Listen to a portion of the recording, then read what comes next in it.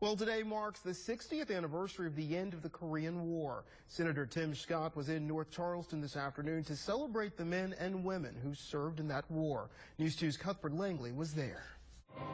Well, Larry, it's often called the Forgotten War, but Senator Tim Scott is on a statewide mission today to make sure those who served the country during the Korean War are honored for their service. It was the Forgotten War because when we came home, unfortunately, you'd meet old buddies on the street corner and they'd say, hey, where you been? But on Saturday, 60 years after the end of the war, Senator Tim Scott greeted and thanked Lowcountry veterans who served in the Korean War. For veterans like Stanley Roberts, who served in the Navy, this event helps them feel anything but forgotten. Well, it makes me feel real good that we're not forgotten, that they know what we did, and we're getting some recognition for it, which I think is very great.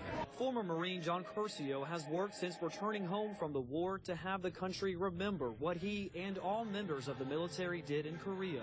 He was part of the 12-member team that worked with President Ronald Reagan to create the Korean War Memorial in Washington, D.C.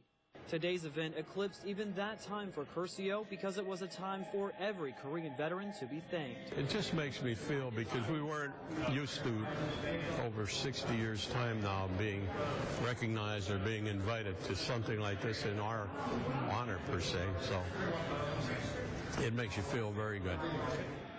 Now, this stop here at the North Charleston Convention Center is stop 2 for the senator. He was in Spartanburg earlier today honoring the upstate veterans for their service. Reporting from North Charleston, I'm Cuthbert Langley, News 2.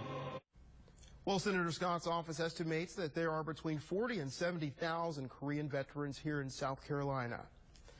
I did some research about the Korean War. Here are the facts. According to the White House, there are 7,910 Americans still missing from the Korean War. President Obama vowed today that they will never stop looking. More than 36,000 Americans died during that war.